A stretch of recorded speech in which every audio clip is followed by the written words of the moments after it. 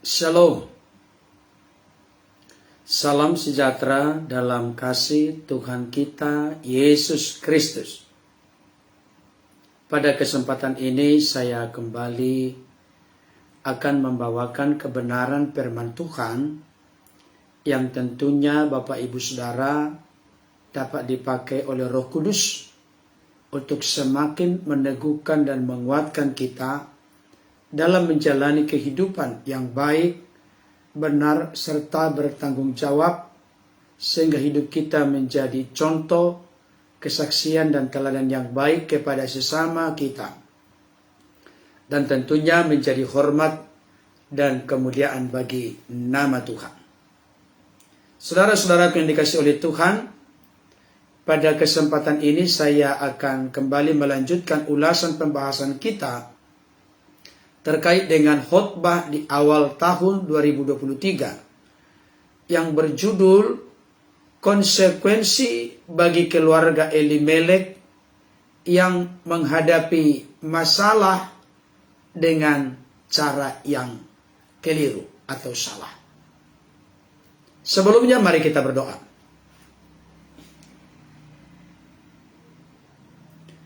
Bapa di sorga, Allah yang kami puji, kenal, dan sembah, di dalam nama Tuhan Yesus, kami sangat bersyukur dan berterima kasih kepadamu atas pertolongan dan perlindunganmu yang boleh kami rasakan nikmati sudah tiba pada hari keempat bulan Januari 2023. Semua karena anugerah kebaikan Tuhan.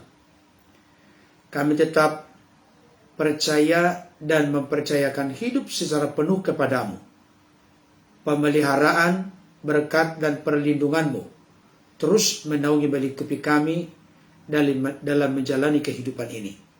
Sebentar kami membuka telinga dan hati kami untuk mendengar dan menyambut firman-Mu. Berilah kami hikmat dan pengertian, buka hati pikiran kami untuk dapat menangkap dan mengerti firman-Mu. Jauhkan dari segala hati yang keras, biarlah hati yang baru, roh yang baru, hati yang taat. Bapa karuniakan kepada kami, sehingga dapat menyambut firman-Mu dengan segala kerelaan hati. Urapi hamba-Mu yang menyampaikan, berkati Bapak Ibu Saudara yang menyaksikan dan mendengarkan. Terpujilah Bapa yang sungguh baik, di dalam nama Yesus kami berdoa. Amin.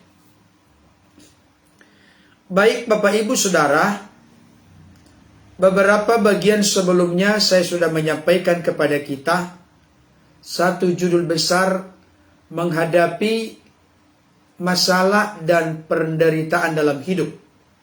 Kita telah belajar beberapa sesen dari Rut pasal 1 ayat 1 sampai 5. Dan tentunya saya mendorong Bapak Ibu Saudara untuk tidak serta-merta melupakan apa yang telah kita pelajari sebelumnya.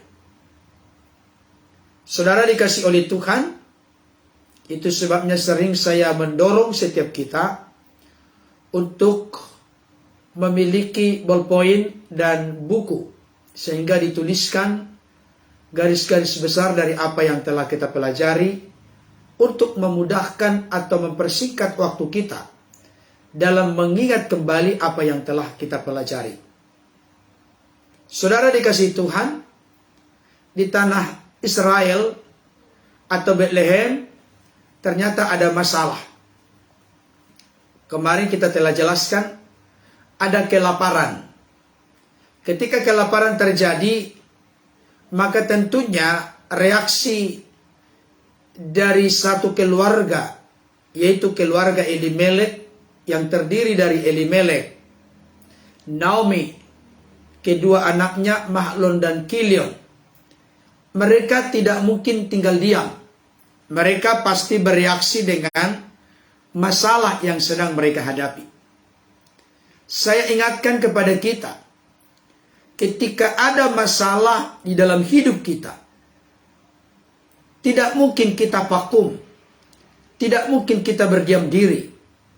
Kalau itu yang kita ambil, maka kita akan semakin mengalami kesulitan yang lebih besar. Masalah yang lebih berat. Dan sangat wajar ketika seseorang dihadapkan dengan masalah dalam kehidupan, maka pasti ada respon, ada tanggapan, ada reaksi.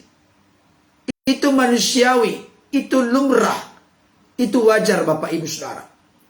Tetapi yang perlu menjadi sebuah kehati-hatian kepada kita adalah ketika masalah itu datang, ketika kesulitan itu menghampiri kehidupan kita, bagaimana kita bersikap, bagaimana kita meresponi, menanggapi masalah itu, akan sangat menentukan apa yang akan kita tuai di masa-masa berikutnya sebagai bagian atau hasil dari keputusan yang telah kita ambil tersebut. Itu sebabnya Bapak Ibu Saudara, saya ingatkan kepada kita, didasari dengan kasih melalui pemberitaan firman Tuhan ini. Hadapilah masalah, atasilah masalah dengan tidak menimbulkan masalah yang lebih besar. Di sini dibutuhkan hikmat dan ketelitian serta roh kerendahan hati. Karena ketika kita mengambil sebuah keputusan, pasti ada dampak, ada pengaruh, ada konsekuensi, ada akibat yang akan kita alami ketika kita mengambil sebuah keputusan. Ketika keputusan yang kita ambil benar, maka kita akan menuai hal yang baik dari keputusan yang kita ambil. Tapi ketika keputusan kita, langkah yang kita ambil itu keliru atau salah, tidak sesuai dengan apa yang Tuhan kehendaki, Alkitab berkata dengan sangat tegas Bapak Ibu Saudara, jangan sesat, Allah tidak bisa dipermainkan. Apa yang ditabur orang itu juga yang akan dituainya. Mari kita menabur. Menabur ini berarti membuat sebuah tindakan, aksi konkret, tindakan nyata. Mari kita berpikir, mari kita berhitung dengan matang, dengan sungguh-sungguh. Jangan sembarangan, jangan anggap remeh akan keputusan yang akan kita ambil ketika menyikapi sebuah pergumulan, sebuah kesesakan, sebuah masalah, sebuah tantangan dalam kehidupan. Saudaraku yang dikasihi Tuhan, kemarin kita telah belajar bagaimana keluarga Elimelek mengatasi kelaparan yang terjadi di tanah Israel, secara khusus tempat tinggal mereka di Betlehem. Mereka pergi ke daerah Moab. Kemarin kita telah pelajari. Yang kedua Bapak Ibu Saudara, yang terjadi adalah selain mereka pergi ke Moab, anak-anak Elimelek kawin dengan perempuan Moab. Kalau Bapak Ibu Saudara rindu mendalami hal itu, sudah saya sampaikan kemarin.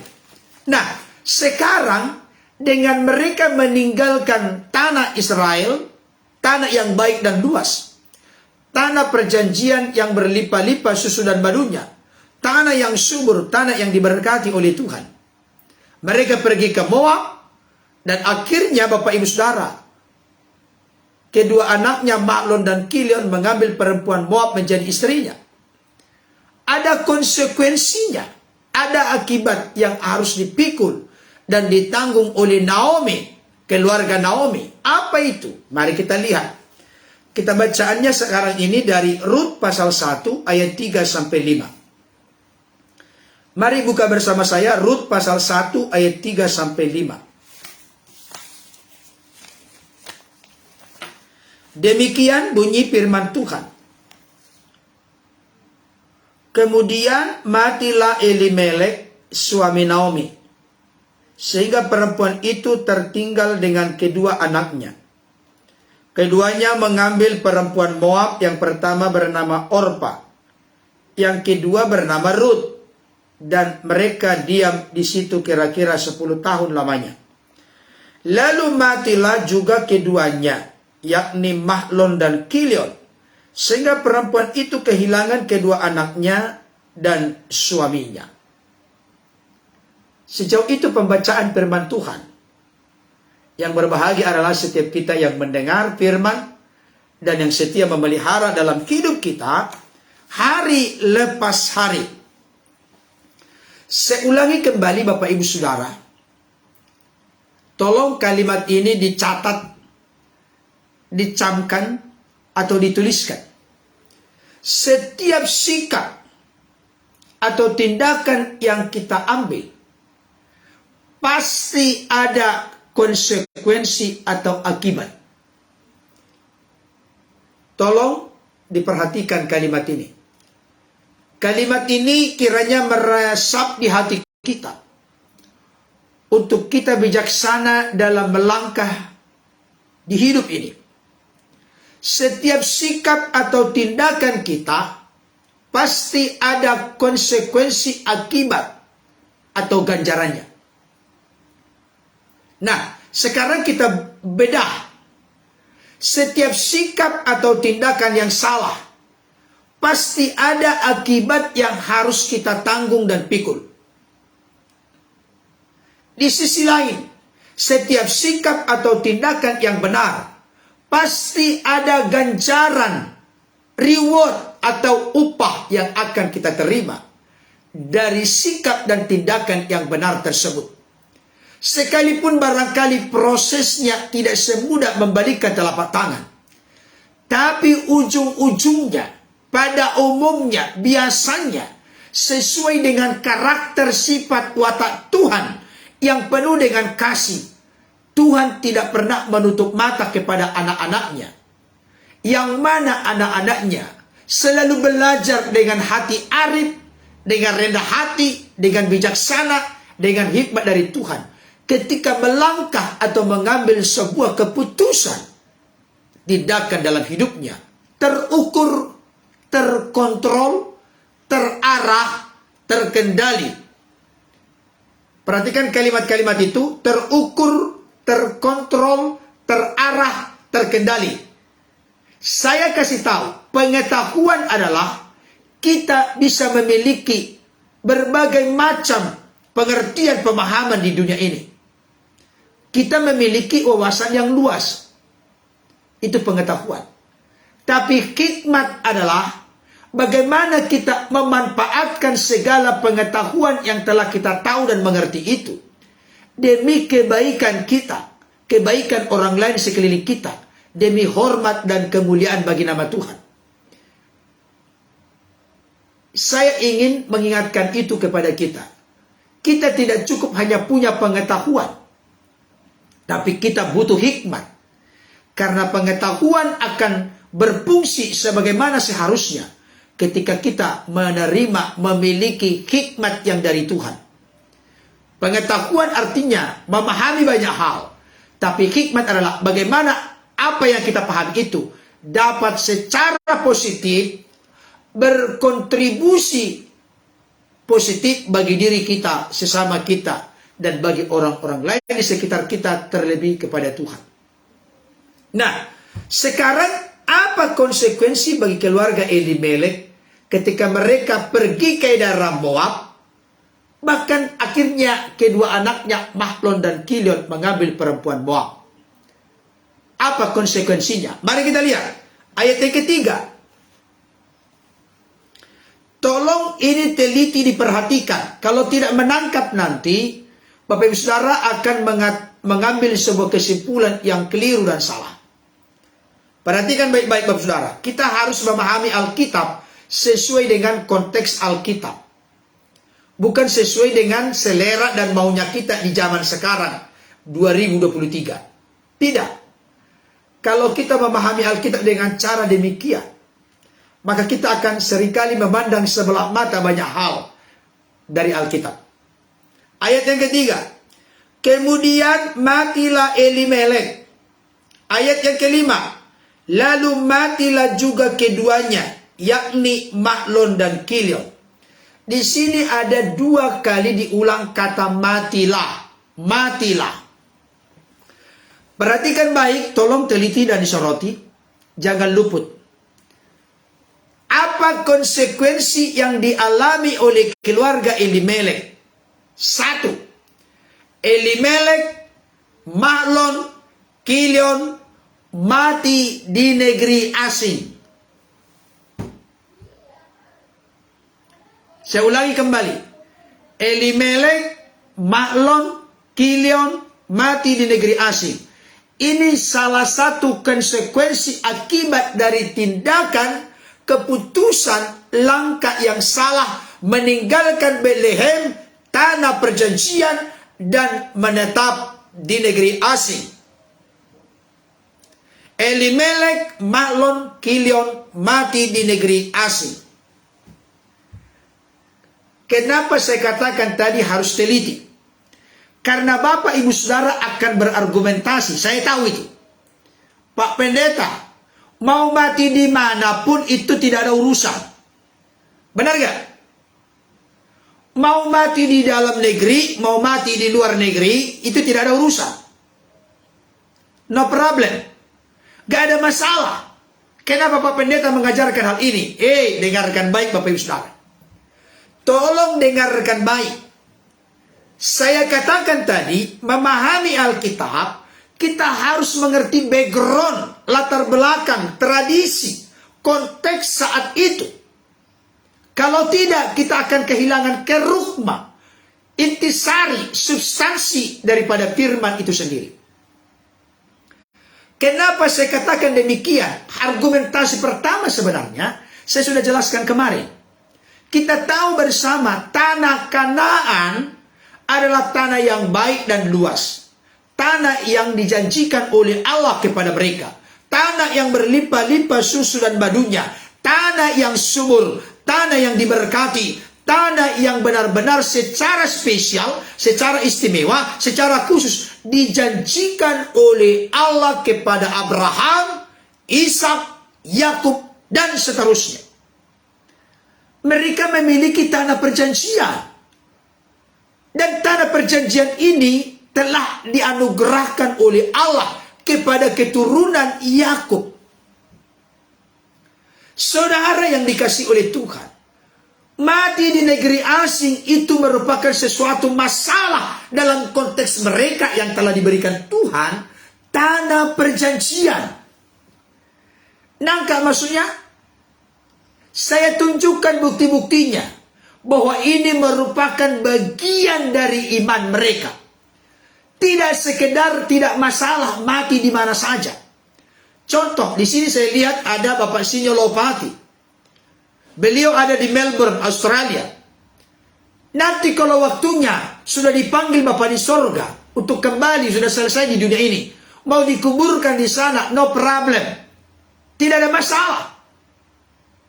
Kita doakan kita dikarenakan Tuhan kekuatan, kesehatan, panjang umur, dan yang terutama hati kita adalah hati yang cinta akan Tuhan. Karena buat apa kita panjang umur kalau kita tidak berada dalam rencana Tuhan, dalam perkenanan, dalam anugerah Tuhan. Tapi kan Pak Sinyolopati, tidak pernah Tuhan berfirman, Sinyolopati, Maluku Ambon adalah tanah perjanjian bagimu. Gak ada itu. Tidak ada. Makanya berbeda konteks kita sekarang dengan konteks Israel. Dan kita harus mengerti konteks Israel menurut Israel. Bukan menurut kita Bapak Ibu Saudara. Saya akan tunjukkan kepada kita. Ada beberapa tokoh yang meminta ketika dia ada di negeri asing belum sampai kepada tanah Kanaan, tanah perjanjian. Mereka berjanji supaya anak-anak, mereka berkata kepada anaknya supaya berjanji dan bersumpah supaya mereka dibawa kembali ke tanah perjanjian itu.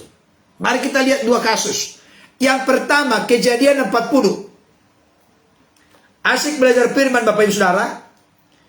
Kejadian 40 ayat 29 sampai 30. Tolong ya orang-orang Batak, tolong tangkap ini. Banyak gagal orang Batak. Orang Batak bilang mengukar holi, menggali tulang belulang yang telah dikubur. Saudara dikasih oleh Tuhan, mengartikan ayat-ayat dalam firman Tuhan secara sempit, dangkal, dan keliru, sehingga motivasi untuk menggali tulang-tulang itu, tulang belulang itu, dan dipindahkan ke tempat tertentu diartikan secara salah, tapi ayat-ayatnya diambil dari Alkitab. Halo Bapak Ibu, dimanapun berada, dari suku manapun, Banyak orang Kristen salah paham terkait dengan hal ini. Saya kasih tahu, selain Israel tidak pernah ada di dunia ini yang dijanjikan tanah perjanjian. Jadi dengan dasar itu, di mana saja kita dikuburkan, di mana saja kita mati, tidak ada masalah. Tapi konteks Israel berbeda.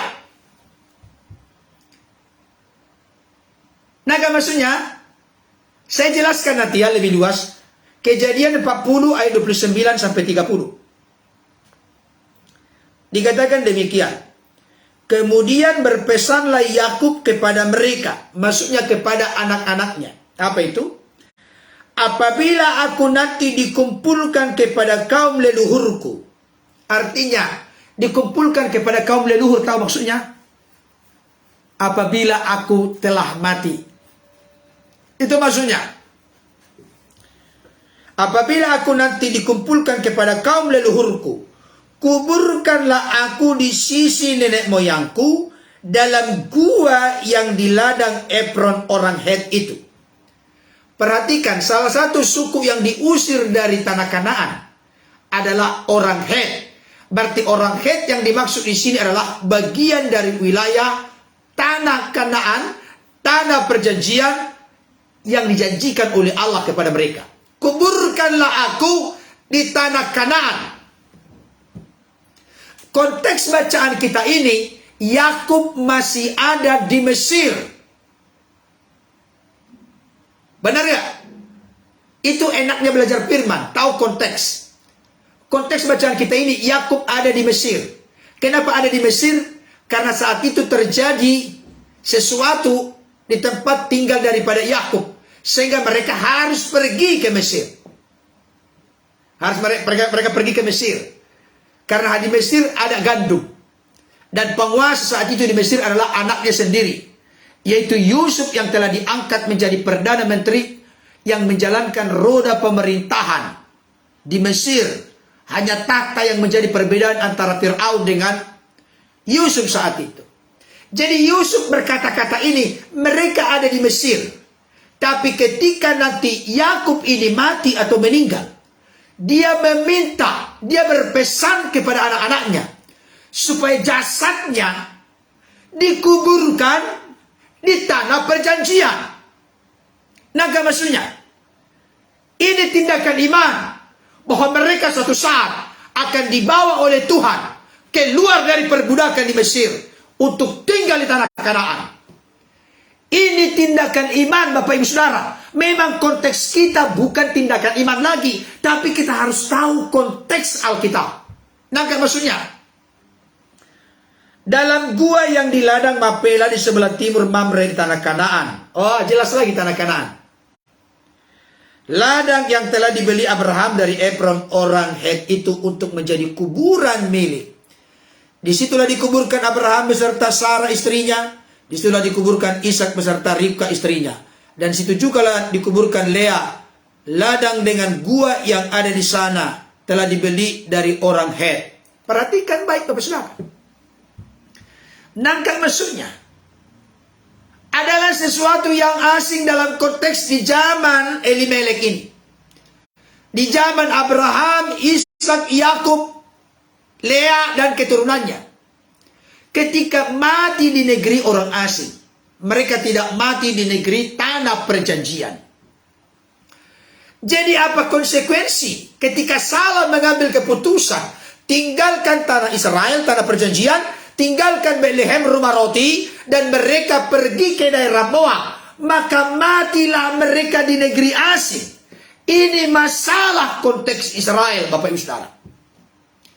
Ini masalah. Nah, saya kaitkan Bapak Ibu Saudara, dari sudut pandang perasaan orang Israel, mereka rindu untuk dikuburkan di tanah perjanjian yang dijanjikan Tuhan kepada mereka, bukan di tempat lain. Karena tanah perjanjian adalah tanah yang diberikan langsung oleh Tuhan secara istimewa menjadi tanah yang berharga bagi mereka, sehingga mereka berupaya bagaimana supaya mereka dikuburkan di tanah perjanjian tersebut. Nah, notabene Elimelek, Mahlon, Kilion, mereka mati di negeri orang asing Dan tidak ada cerita dalam Alkitab di mana tulang belulang mereka dibawa kembali ke tanah perjanjian. Gak ada. Jadi Bapak Ibu Saudara, khususnya orang-orang Batak, kalau berkata dari Jakarta dipindahkan tulang belulang ke Medan, karena itu yang dilakukan oleh Yusuf dan juga oleh Yakub. Saya kasih tahu, pesannya berbeda Bapak Ibu Saudara. Pesannya berbeda.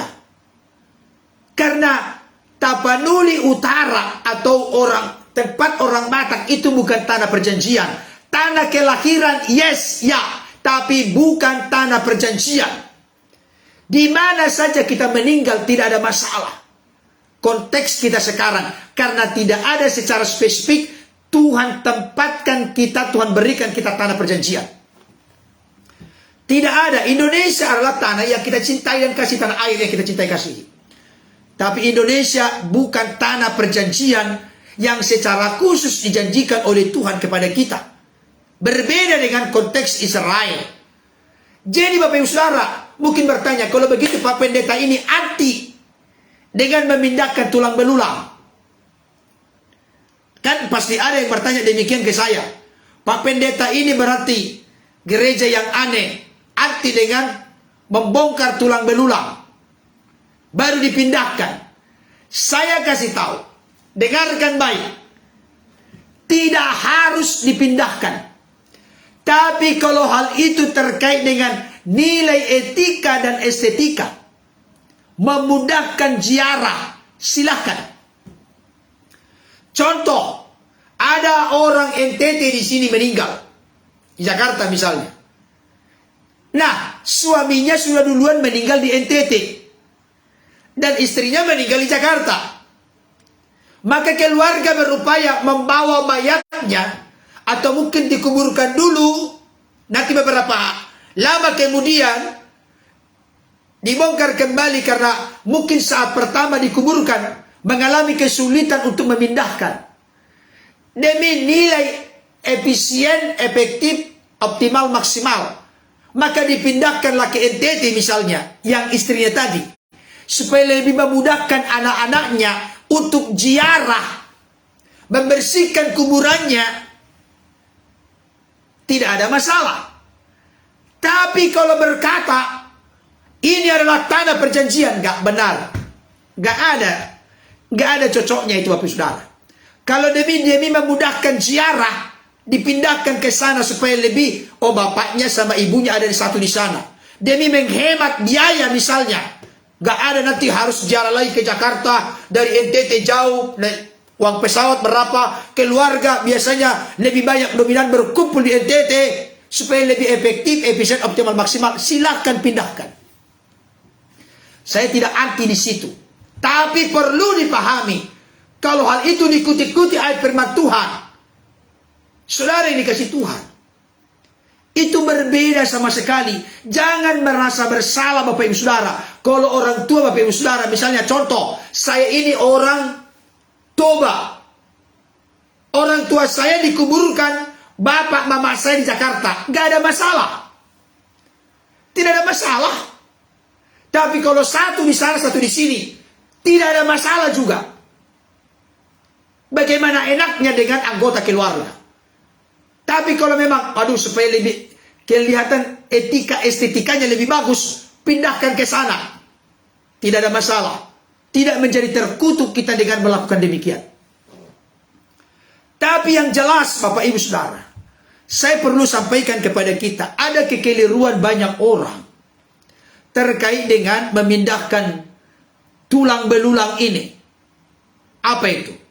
Ketika kita pindahkan nanti, maka kita akan diberkati. Itu yang keliru Bapak Saudara. Saya kasih tahu, orang Batak itu punya satu lagu, nanti saya bahasa Indonesiakan. Hamu anakku, tapuk ni pusu-pusuki, pasabar maamang, pasabar maburu, lau pature tureau. Bahasa Indonesianya, kamu anak-anakku, bersabarlah untuk mengurus aku orang tuamu, yang sudah semakin tua dan sakit-sakitan. Kan itu pengertian lagu itu. nunga matua au. Jalasi togu-togu oni sulangan manganau. Si paridionau alani parsahitoki. Jadi makan pun disuapi. Mandi pun dimandikan. Oleh karena sudah sakit-sakitan. Uruslah orang tuamu kalau masih hidup. Tolong ini perhatikan. Somar lapatan marede marebas margoda kamu molodung mateau.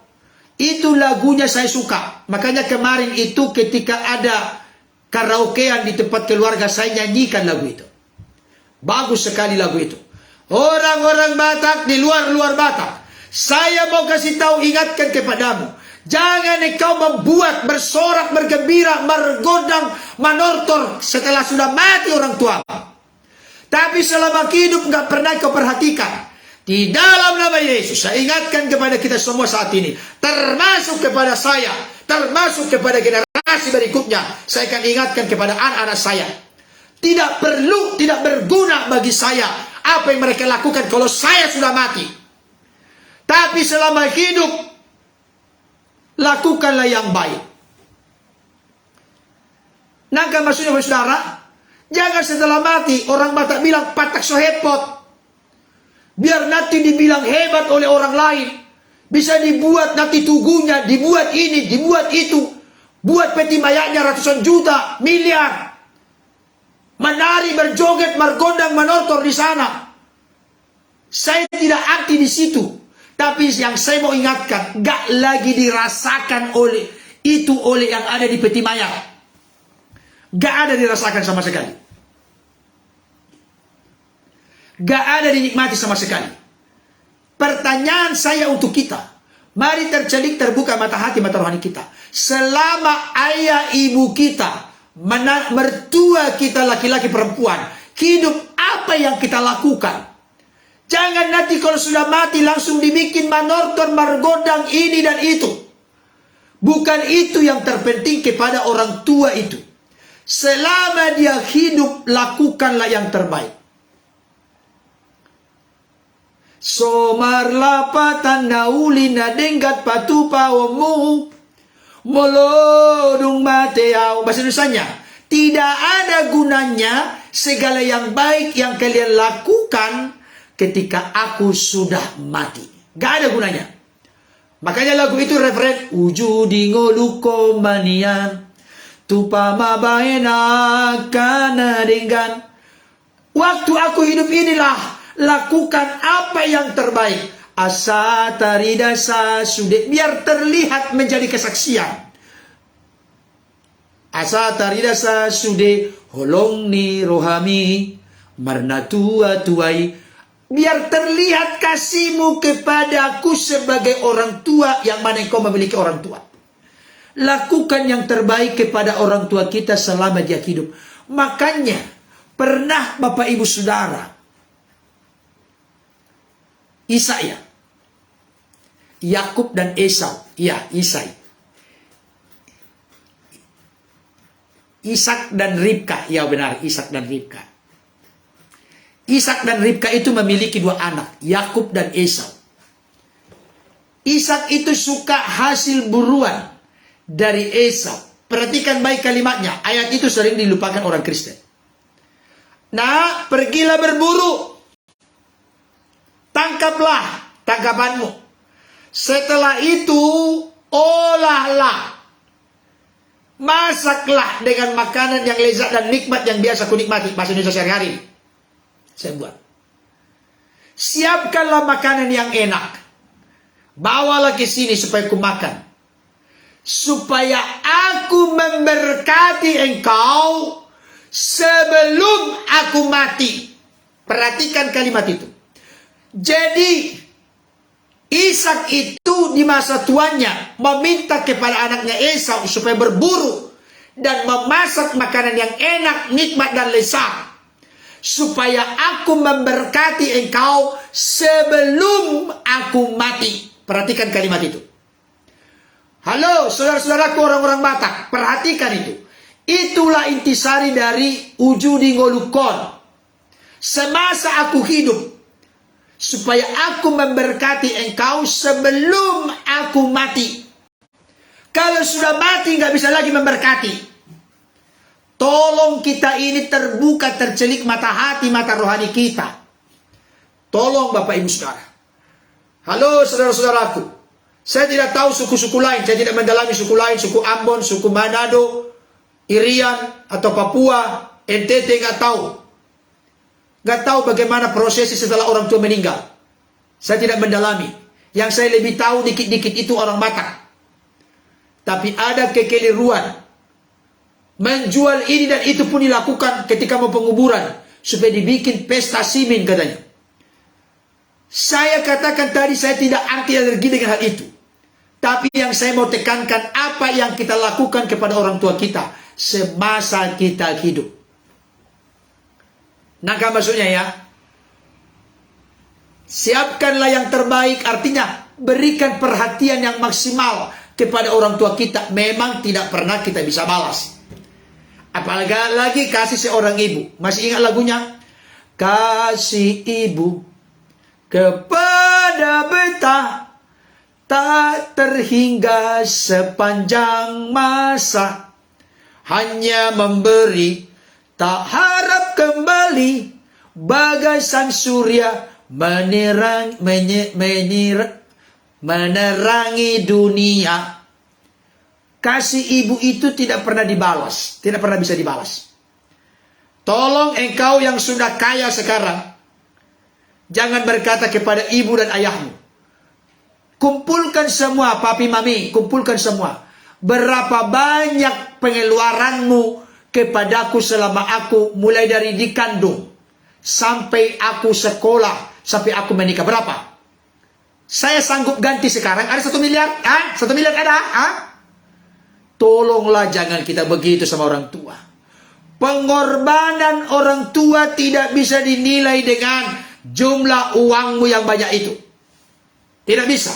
Air mata, pergumulan, pergulatan, kesakitan, kesedihan, semua darah tertumpah melahirkan engkau. Jangan ukur itu dengan uangmu yang banyak itu. Tidak bisa Bapak Ibu Saudara. Tidak bisa. Kasih sayang, pengorbanan tidak bisa dinilai. Dan itulah seringkali kita dengan Tuhan. Emang berapa sih biaya pengorbananku Yesus? Apalagi darah Yesus. Gak ada yang bisa membelinya. Tolong kita jangan bersikap demikian. Kalau ada anak yang sudah mulai maju dan berkembang, dia berkata demikian ke orang tuanya, bertobat. Bertobat. Tidak pernah bisa kita balas kebaikan orang tua kita. Apalagi kebaikan Tuhan. Yang mana Bapa di surga mengaruniakan anaknya yang tunggal. Supaya barang siapa yang percaya kepada tidak binasa. Melainkan beroleh hidup yang kekal. Tidak bisa kita balas kebaikan orang tua kita. Kasih sayangnya, pengorbanannya, perhatiannya, perlindungannya, pemeliharaannya dipakai oleh Tuhan. Membesarkan kita, orang Batak bilang, marparmunu-munu hita. Nangkan maksudnya Bapak Saudara? Saya tergerak menyampaikan ini sekalipun agak menyimpang dari bahasan kita. Haleluya. Saya perlu sampaikan, gak ada dalam persiapan ini. Ya berarti ini dituntut Roh Kudus untuk bicara. Barangkali banyak masalah di antara kita konteks hal ini. Supaya ditegur kita ini, diingatkan kita ini. Disadarkan kita ini. Amin Bapak Ibu Saudara. Enak belajar firman, asik. Nah, yang kedua kita lihat buktinya. Mari buka Kejadian 50. Ayat 25 sampai 26. Kejadian 50 ayat 25 sampai 26. Ini terkait dengan Yusuf. Sudah? Kejadian 50 ayat 25 26. Di sini berarti Yusuf masih ada di Mesir. Nanti keluaran Tuhan pakai Musa membawa mereka keluar dari Mesir. Kejadian 50 ayat 25 26. Lalu Yusuf menyuruh anak-anak Israel bersumpah. Anak-anak Israel maksudnya anak-anak Yakub ya. Berarti abang-abangnya. Katanya, tentu Allah akan memperhatikan kamu. Pada waktu itu, kamu harus apa? Membawa tulang-tulangku dari sini. Kemudian matilah Yusuf berumur 110 tahun. Mayatnya dirempah-rempahi dan ditaruh dalam peti mati di Mesir. Perhatikan baik. Tentu Allah akan memperhatikan kamu. Artinya Allah akan membawa bangsa ini eksodus keluar dari perbudakan perhambaan 430 tahun di Mesir. Allah akan membebaskan kamu dari sini. Apa yang dipesankan oleh Yusuf dengan bersumpah? Kamu harus membawa tulang-tulangku dari sini. Kenapa? Karena mereka rindu dikuburkan di tanah Kanaan, tanah perjanjian yang dijanjikan Tuhan kepada mereka. Yakub berkata demikian, Yusuf berkata demikian. Betapa pentingnya bagi mereka, betapa istimewa dan berharga bagi mereka ketika dikuburkan di tanah Kanaan, tanah perjanjian yang dijanjikan Allah kepada mereka. Jadi konteksnya saat itu demikian bicaranya Bapak Ibu Saudara. Dan saya kasih tahu, sampai penulis Ibrani menuliskan hal ini. Perhatikan, Ibrani 11 ayat 22. Ibrani 11 ayat 22. Dikatakan demikian. Karena iman. Jadi ini terkait dengan iman. Bukan hanya terkait dengan sesuatu yang dangkal dan sempit. Bukan Bapak Ibu Saudara. Tidak hanya cinta tanah air atau tanah perjanjian. Tapi sebagai iman terhadap janji Allah. Perhatikan Ibrani 11 ayat 22. Karena iman maka Yusuf menjelang matinya memberitakan tentang keluarnya orang-orang Israel dan memberi pesan tentang tulang belulangnya. Supaya tulang belulangnya dibawa dari Mesir, dikuburkan di tanah perjanjian. Itu maksudnya. Kerukmannya di situ. Jadi karena alasan mengutip peristiwa Yusuf, peristiwa Yakub, orang Batak memindahkan orang tuanya, saya kasih tahu keliru. Nggak klop, nggak cocok. Karena Toba itu bukan tanah perjanjian, tanah kelahiran ya, tapi bukan tanah perjanjian, berbeda dong.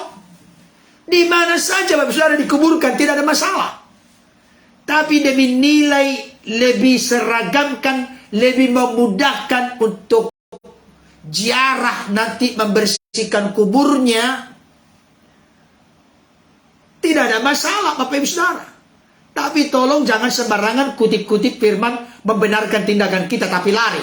Dan yang kedua di sini adalah ikatan janji dan pesan semasa hidup.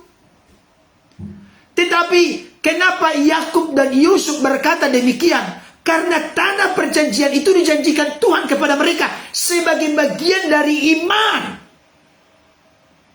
Pesan itu muncul, janji itu, sumpah itu muncul karena mereka meyakini bangsa ini akan dibawa dari perbudakan, akan dibawa ke tanah perjanjian itu.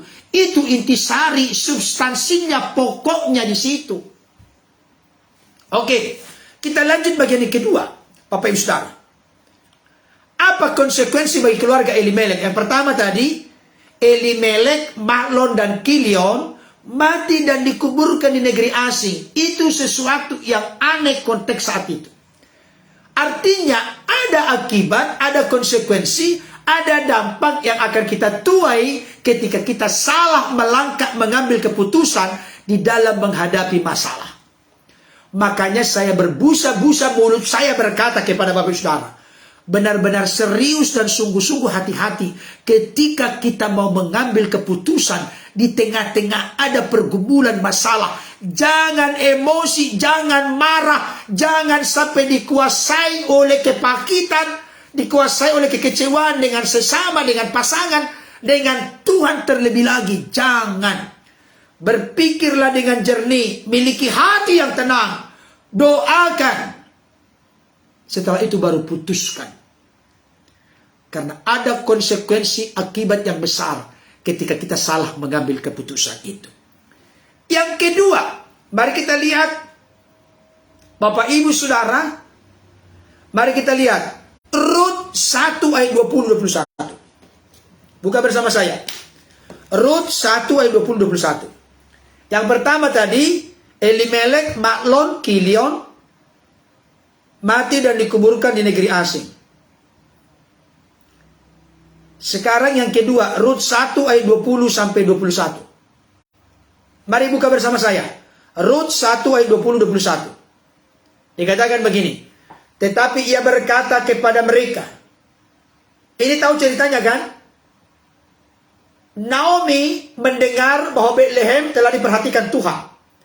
Mereka sedang menuai gandum. Makanya nanti musim menuai gandum, Naomi tiba di Bethlehem.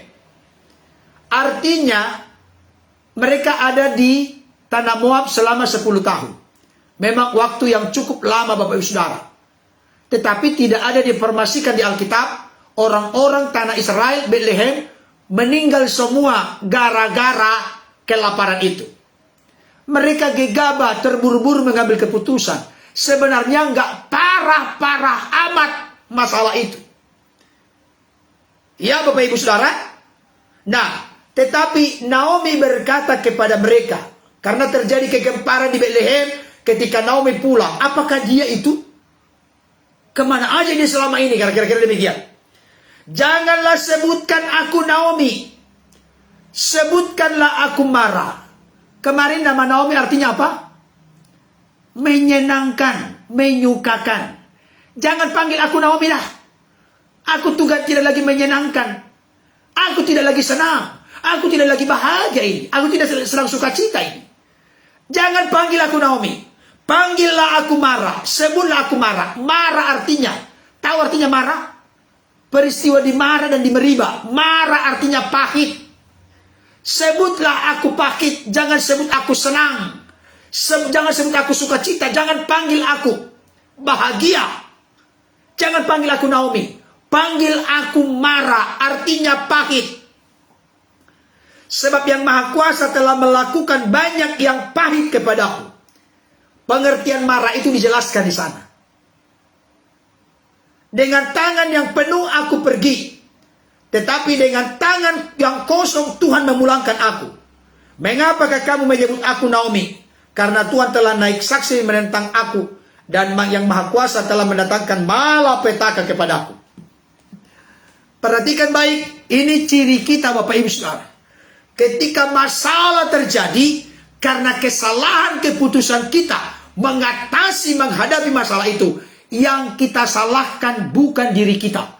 Yang kita salahkan adalah Tuhan. Bukankah itu yang sedang dipertontonkan oleh Naomi ketika dia menjawab apa yang dibicarakan oleh orang-orang Bethlehem saat itu ketika dia sudah pulang kembali dari negeri Moab, karena dia mendengar bahwa Bethlehem, bahwa tanah perjanjian telah diperhatikan oleh Tuhan. Dia salahkan Tuhan. Semua yang terjadi dengan hidupnya karena Tuhan yang telah menimpakan malapetaka kepadanya. Bukankah ini sifat watak karakter kita Bapak Saudara? Berarti betapa egoisnya kita dengan Tuhan. Sesuatu terjadi langsung tiba-tiba yang kita salahkan ada dua. Kalau bukan iblis, Tuhan. Siapa yang pernah punya karakter tabiat seperti itu? Siapa yang sering punya respon tanggapan terhadap masalah seperti itu? Jahat kali bah Tuhan ini. Masa dia perlakukan aku begini? Iblis ini juga ikut-ikut. Jadi yang disalahkan iblis, yang disalahkan orang lain, yang disalahkan Tuhan atas masalah yang dihadapi. Padahal akar persoalannya adalah Elimelek, Naomi, Mahlon, Kilion mengambil keputusan yang salah menghadapi masalah. Mari kita gentle Bapak Ibu Saudara. Mari kita berani menghadapi diri kita sendiri. Jangan suka mencari kambing hitam. Kalau pastinya mau mencari kambing guling, panggil saya supaya kita makan. Tapi kita jangan suka mencari kambing hitam. Jangan Bapak Ibu Saudara. Tapi perhatikan ayat ini, ayat 20-21. Naomi lebih banyak susahnya, penderitaannya, kepahitannya dibanding Elimelek, Mahlon, dan Kilion. Karena dia harus menyambung hidup. Makanya kalau dikatakan 3 janda 1 rumah, jawabannya adalah Naomi, Orpa dan Ruth. Itu dulu maksudnya. Sekalipun Orpa nanti kembali kepada bangsanya, kembali kepada Allahnya. Saudara dikasih oleh Tuhan. Kenapa saya katakan demikian? Ayat 21, dengan tangan yang penuh aku pergi. Jadi sebenarnya keluarga Elimelek ini membawa banyak harta ketika mereka pergi meninggalkan Bethlehem dan mau menetap di Moab. Bukan karena susah-susah amat, bukan. Dengan tangan yang penuh, berarti banyak berkat dong dibawa. Kalau sekarang itu berarti depositonya, tabungannya masih banyak, persediaannya masih banyak. Tapi ketakutan yang sangat berlebihan membuat mereka langsung segera bertindak. Tergesa-gesa, terburu-buru. Tapi apa yang terjadi? Dengarkan baik. Kalau kita salah melangkah, ayat ini sangat luar biasa. Dengan tangan yang penuh aku pergi, maksudnya pergi dari Bethlehem meninggalkan tanah Israel ke tanah Moab dengan tangan yang penuh. Tetapi dengan tangan yang kosong Tuhan memulangkan aku. Tangan kosong berarti apa? Miskin, melarat, menderita. Orang Batak bilang pogos. Saya kasih tahu, orang itu hidup melarat dan menderita miskin. Memang bisa, memang karena keadaannya seperti itu. Tapi terkait dengan Naomi, dia kan dengan tangan yang penuh. Penuh berkat dia berangkat. Berarti sebelumnya Tuhan memberkati dia. Tuhan memelihara keluarga Elimelek. Tapi ketika salah mengambil keputusan menghadapi masalah, maka pulang dengan tangan kosong, tangan hampa. Berbeda dengan Mazmur. Orang yang menabur dengan air mata akan menuai dengan sorak-sorai, pulang membawa berkas-berkasnya. Tapi dia ini air mata karena salah mengambil keputusan, pulang dia dari Moab dengan tangan kosong. Saya mau tanya Bapak Saudara, di dalam iman kita, dalam pengharapan kita kepada Tuhan di 2023 ini, karena masih baru 4 hari kita masuk. Saya mau tanya, Bapak Saudara merindukan tangan yang penuh atau tangan yang kosong? Bapak Saudara memilih yang mana? Tangan yang penuh atau tangan yang kosong? Tolong dijawab. Bapak Saudara memilih yang mana di tahun baru ini? Pulang dengan tangan yang penuh atau dengan tangan yang kosong, tangan yang hampa? Ayo, kasih komentar, saya minum dulu.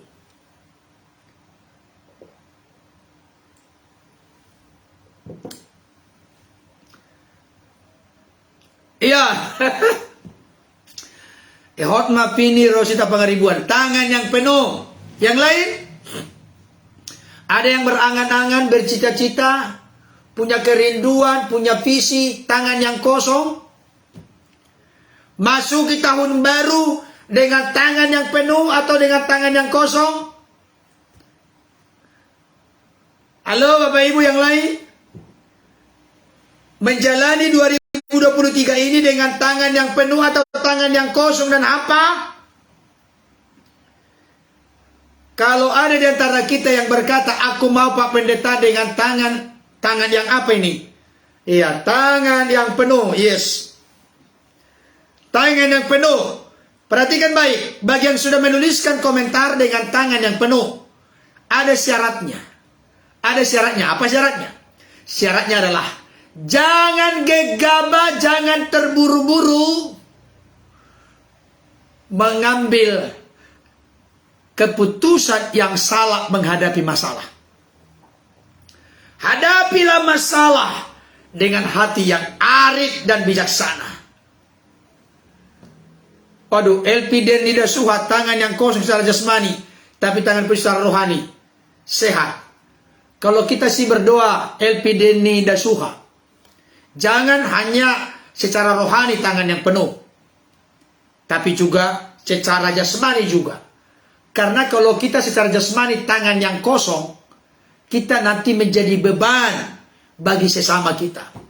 Dan itu akan merusak kesaksian kita. Kalau sampai kita misalnya, kan orang Kristen itu kan, kalau bahasanya orang Batak, utabodo tangan digijang daripada tangan ditoru. Orang-orang Batak yang bergabung ngerti ini. Lebih indah rasanya kalau tangan di atas daripada tangan di bawah. Ini filosofi orang Batak. Tangan di atas artinya memberi. Tangan di bawah artinya begini, meminta. Kita berdoa supaya di tahun 2023 ini, kita adalah tangan di atas. Tangan di atas bukan tangan sombong ya, bukan. Tangan di atas artinya, itu sebenarnya bagian dari firman Tuhan. Adalah lebih berbahagia memberi daripada menerima. Nangka maksudnya. Saudaraku yang dikasih oleh Tuhan. Naomi menderita. Coba kita baca referensinya. Mazmur 89 ayat 31 sampai 33. Jadi pulangnya tangan yang kosong. Saya kasih tahu, tangan yang kosong itu seringkali Tuhan izinkan terjadi untuk menjadi sebuah warning, peringatan, didikan, hajaran kepada kita. Tangan yang kosong itu salah satu cara efektif, efisien, optimal, maksimal diizinkan Tuhan atau dikerjakan Tuhan untuk menyentak kita, untuk menyetrum kita, menyadarkan kita, memperingatkan kita supaya kita kembali ke jalur yang benar. Mazmur 89 31 33. Jika anak-anaknya meninggalkan Tauratku, dan mereka tidak hidup menurut hukumku, jika ketetapanku mereka langgar, dan tidak berpegang pada perintah-perintahku, apa? Maka aku akan membalas pelanggaran mereka dengan gada, dan kesalahan mereka dengan pukulan-pukulan. Inilah yang dikerjakan, inilah yang dilakukan oleh Tuhan sebagai bentuk penghajaran, pembelajaran, disiplin. Dia sesah kita. Jangan lupa, saya sudah pernah sampaikan, Ibrani 12 ayat 5 sampai 8. Anakku yang kukasihi, kutegur dan kuhajar, supaya mereka mendapatkan bagian dalam kekudusanku. Jadi kalau kita melenceng menyimpang, Tuhan pukul kita, pukul tanda petik ya, Tuhan pukul, Tuhan hajar, Tuhan ingatkan, peringatkan, disiplin kita. Tuhan sesah kita, karena kita anaknya. Kalau Bapak Ibu Saudara punya anak, gak pernah lagi ditegur, gak pernah lagi didisiplin, saya kasih tahu. Bapak Ibu Saudara, saya jamin tidak lagi cinta kepada anaknya. Udahlah, biarin aja dah. Terserah dia. Makanya kemarin itu ada yang bergabung di sini. Dia berupaya bagaimana menjalin relasi yang lebih baik dengan putrinya, dengan anaknya. Berarti itu bukti dari dia mencintai, mengasihi putrinya dong. Benar gak? Iya. Tapi kalau sudah cuek bebek, lo gue, emang gue pikirin. Mau mampus aja dah. Mau terhilang aja lah. Mau mati aja lah. Mau rusak aja lah. Itu bukan lagi dianggap sebagai anak yang dicintai, dikasihi. Tapi puji Tuhan Allah kita memperlakukan kita sebagai anak. Bukan anak-anak gampang, anak yang tidak jelas. Kalau Bapak Ibu Saudara menyimpang, melenceng dari apa yang Tuhan mau. Sebelumnya tangan penuh, sekarang jadi tangan kosong seperti Naomi. Itu sebagai bentuk peringatan untuk segera kembali ke jalan yang benar. Jangan keraskan hati. Makin lama kita mengeraskan hati, makin lama kita akan diproses. Itulah yang terjadi dengan bangsa Israel. Perhatikan baik. Mereka itu ada di padang gurun berapa lama? 40 tahun. Bapak Ibu Saudara pernah memikirkan bagaimana Musa mengutus 12 pengintai. Mereka mengintai tanah Kanaan. Baik itu berangkat selama pengintaian dan mereka kembali memberikan laporan. Cukup 40 hari.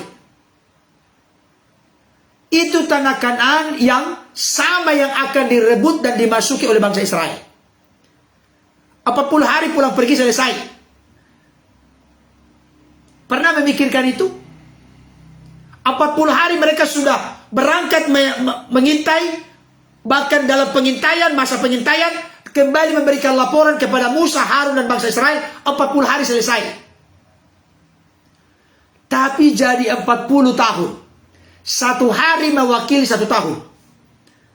Kenapa demikian?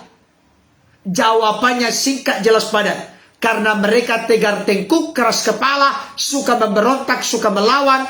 Mereka suka bersungut-sungut di dalam menjalani proses padang gurun. Berarti kita mengambil sebuah kesimpulan. Semakin lama kita mengeraskan hati, semakin lama kita bersungut-sungut, semakin lama kita tegar tengkuk, semakin lama kita keras kepala di proses padang gurun, semakin memperlama kita ada di situasi padang gurun itu. Oleh karena itu, sengaja tidak sengaja, secara langsung tidak langsung, orang itu sedang mempersukar, mempersulit diri sendiri. Kekerasan hati kita yang tidak mau diperingati oleh Tuhan, yang tidak mau diingatkan oleh Tuhan, sebenarnya kita sedang mengambil sebuah kesimpulan secara sadar tidak sadar, secara sengaja tidak sengaja. Kita sedang mau lebih lama ada di situasi, kondisi keadaan yang sulit dan menderita tersebut. Makanya saat ini saya ingatkan, kalau kita ingin melihat tangan Tuhan yang penuh kuasa, menolong, menopang kita, meneguhkan, menguatkan, membawa kita kepada kemenangan, solusi jalan keluar yang manis dan indah sesuai dengan waktunya.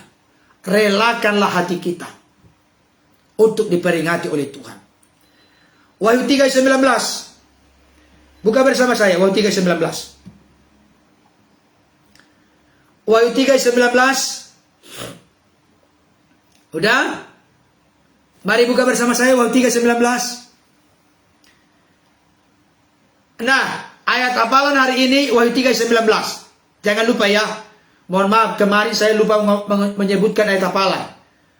Faktor U sudah mulai berlaku, Bapak Saudara. Haleluya. Wahyu 3:19. 2, ya.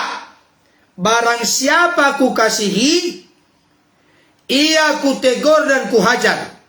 Sebab itu relakanlah hatimu dan bertobatlah.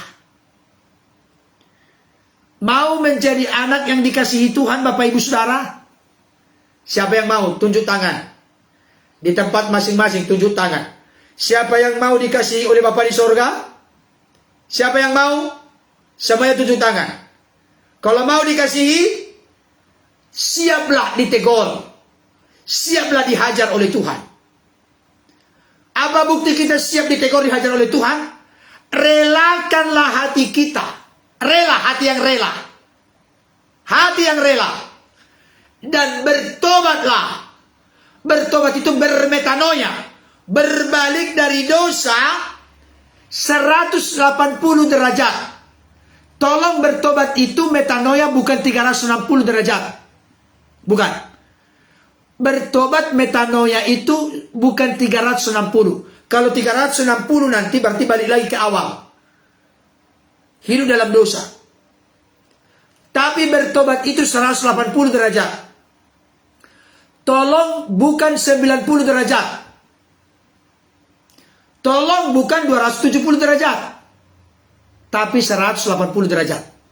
Berbalik dari dosa, kembali serahkan, relakan hati, persembahkan hidup kepada Allah. Kemarin kita telah belajar 9 tanda pertobatan sejati. Jangan lupa itu Bapak Ibu Saudara. Jangan lupa. Jadi Bapak Ibu Saudara, konsekuensi bagi keluarga Elimelek ketika mereka menghadapi kelaparan dengan cara yang salah dan keliru. Pertama, Elimelek, Mahlon, Kilion mati dan dikuburkan di negeri asing. Itu sesuatu yang keliru dalam konteks Israel. Kenapa? Karena mereka punya kerinduan dan harapan. Mereka dikuburkan di tanah perjanjian itu. Karena tanah perjanjian itu secara khusus diberikan Tuhan kepada mereka. Yang kedua, Naomi lebih banyak susah, pahit, dan sulit dibandingkan dengan Elimelek, Mahlon, dan Kilion. Karena dia ada di negeri asing, kehilangan suami, kehilangan anak-anak. Itulah yang dialami oleh Naomi. Jadi kalau kita pikir-pikir secara logis, yang lebih menderita, lebih pahit hidupnya itu adalah Naomi. Makanya dia katakan, aku pergi dengan tangan yang penuh, pulang dengan tangan yang kosong. Tuhan telah menekan aku, menimpakan malapetaka kepadaku, sehingga segala yang pahit yang kurasakan. Itu pengakuan yang tulus dengan situasi kondisi keadaannya. Sekalipun ada kekeliruan, dia salahkan Tuhan atas segala kekosongan, kehampaan, dan kepahitan dalam hidupnya. Padahal dia sendiri yang salah dan keliru. Saudara yang dikasihi Tuhan, mari, apa pembelajaran untuk kita? Ada konsekuensi, ada akibat, ada dampak, ada ganjaran yang harus kita tanggung dan pikul kalau kita salah dalam mengatasi masalah. Tulis, aku dan keluargaku tidak mau salah mengatasi masalah. Kalau sampai salah akan menimbulkan masalah yang lebih sulit dan yang lebih berat untuk diatasi. Atasilah masalah dengan cara yang tidak salah atau dengan cara yang benar. Maka kita bukan mendapatkan ganjaran dan hukuman, tapi reward dan upah yang dari Tuhan. Kalau itu terjadi, saya kasih tahu, Tuhan menegur, menghajar, mengingatkan kita. Kalau itu terjadi, relakan hati kita, bertobat, tinggalkan jalan-jalan yang salah, segeralah kembali ke jalan yang benar. Tapi kalau segala sesuatu berjalan dengan baik, jangan takut.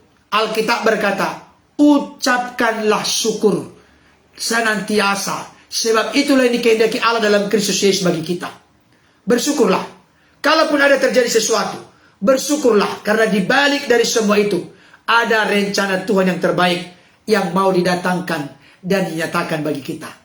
Kepada orang-orang yang mengatasi masalah dengan cara yang benar, dengan cara yang tepat, dengan cara yang bertanggung jawab, maka berlakulah firman Tuhan.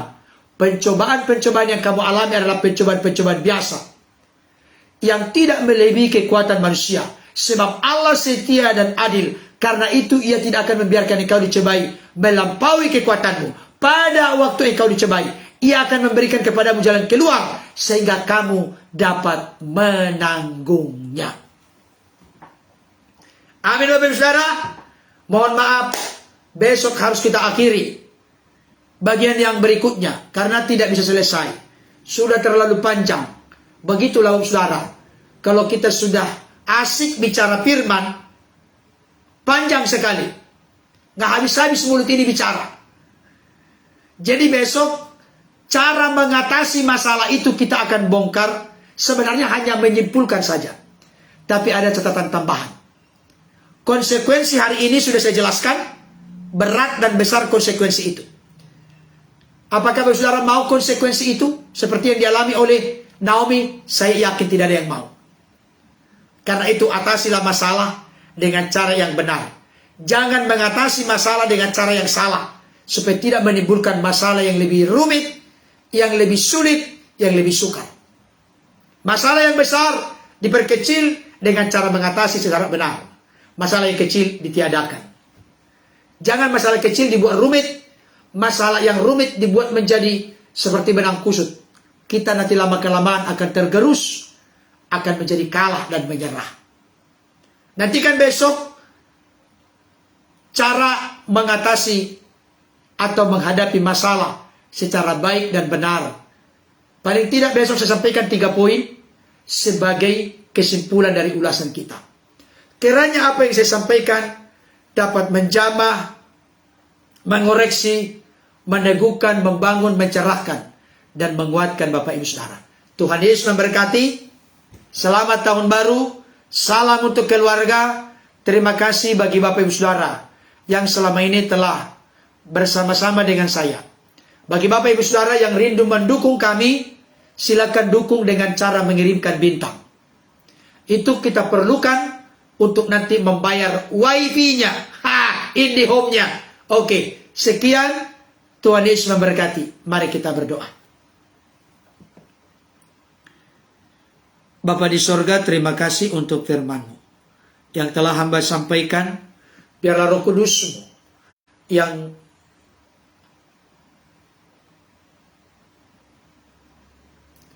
menempatkan firman itu di dalam hati setiap Bapak Ibu Saudara. Dan oleh kekuatan Roh Kudus kami dimampukan bukan sekedar menjadi pendengar yang baik, mengerti, memahami dengan baik, tapi kami boleh lakukan secara baik dalam hidup kami masing-masing. Berkati Bapak Ibu Saudara yang telah berkenan bergabung saat ini. Berkati mereka dalam rumah tangga, usaha pekerjaan mereka. Biarlah firman-Mu yang telah hamba sampaikan tertancap dan tertanam dalam hati kami semua. Oleh kekuatan Roh Kudus kami dimampukan untuk melakukannya. Ajar kami Bapa untuk benar-benar serius dan teliti, benar-benar waspada dan hati-hati berjaga-jaga. Ketika menghadapi masalah, kami boleh menghadapinya secara baik, benar, dan bertanggung jawab. Supaya kami tidak mengambil keputusan-keputusan yang salah dan keliru, yang menimbulkan masalah itu semakin runyam, semakin sulit, semakin pelik. Ibarat benang kusut yang makin susah untuk diurai. Tolong kami Tuhan, berikan kami hikmat, hati yang arif bijaksana menghadapi masalah. Karena di balik masalah, Tuhan mau mendewasakan kami. Di balik masalah, Tuhan siapkan sesuatu yang terbaik, menjadi reward, menjadi ganjaran yang baik bagi kami. Kami tidak mau mengambil jalan yang salah, keputusan yang salah, seperti keluarga Elimelek yang memiliki dampak yang besar dalam kehidupan mereka. Biar Roh Kudus yang menolong menopang kami untuk tetap setia berdiri dan berjalan dalam kebenaran-Mu. Berkati Bapak Ibu Saudara yang telah berkenan bergabung dari dalam dan luar negeri, Bapak Sinyo Lopati, Ibu Jekil Sepakua, anak-anak mereka, baik itu Robert, Mesia, dalam genggaman tangan Tuhan. Hidup dalam roh takut akan Tuhan, ke depan semakin indah diubahkan sempurnakan oleh Tuhan. Berkati juga yang ada di dalam negeri, bahkan juga yang ada dari luar negeri yang lain. Apakah dari Malaysia, dari Thailand, dari tempat-tempat lain. Dari manapun mereka berada, dari berbagai provinsi, kabupaten, kota. Berkati mereka dalam rumah tangga, usaha pekerjaan mereka. Apa yang mereka kerjakan dibuat Tuhan berhasil dan nama Tuhan ditinggikan dan dimuliakan. Terima kasih Bapa di sorga. Terpuji-pujilah Engkau. Kami serahkan roh jiwa tubuh kami sepanjang hari ke dalam tangan-Mu. Hari keempat di tahun yang baru ini. Kami mohon tetap tuntunan pimpinan Tuhan. Buka jalan di tengah-tengah setiap pergumulan kami. Yang sakit ulurkan tangan-Mu. Sembuh dalam nama Yesus. Yang lemah kuatkan dalam nama Yesus. Yang bimbang Tuhan teguhkan dalam nama Yesus. Yang mengalami problema pergumulan ekonomi, keuangan, keluarga, pekerjaan, buka jalan. Berikan peluang kesempatan bagi mereka untuk melihat dan menikmati kebaikan-kebaikan Tuhan. Terima kasih Bapa. Roh jiwa tubuh kami persembahkan kepadamu sebagai persembahan yang hidup, kudus, berkenan kepadamu. Itulah ibadah kami yang sejati. Terpujilah Bapa yang sungguh baik. Di dalam dan demi nama Yesus kami berdoa dan bersyukur kepada Bapa di sorga. Haleluya. Amin. Amin. Puji nama Tuhan. Telah bergabung. Oke, sekian dulu pertemuan kita. Besok saya simpulkan ya. 3 poin penting yang saya ingatkan. Cara mengatasi atau menghadapi pergumulan dalam hidup. Ya, Namboru saya dari Kediri. Selamat Natal Tahun Baru Namboru. Salam untuk keluarga, untuk Bapak Uda, Inang Uda. Saya dengar Opung ada di sana, Tuhan memberkati. Oke, sekian pertemuan kita. Sampai bertemu besok. Ya, sekali lagi saya ingatkan, tolong di-share, dibagikan bagi Bapak Ibu Saudara yang merasa diberkati dengan tayangan ini, dengan siaran langsung ini di laman Facebook Pendeta Berton N. Bisa mendukung kami dengan cara mengirimkan bintang. Kalau merasa diberkati, silakan kirimkan bintang. Kami sangat senang dengan dukungan dan support itu. Tuhan Yesus memberkati. Dadah.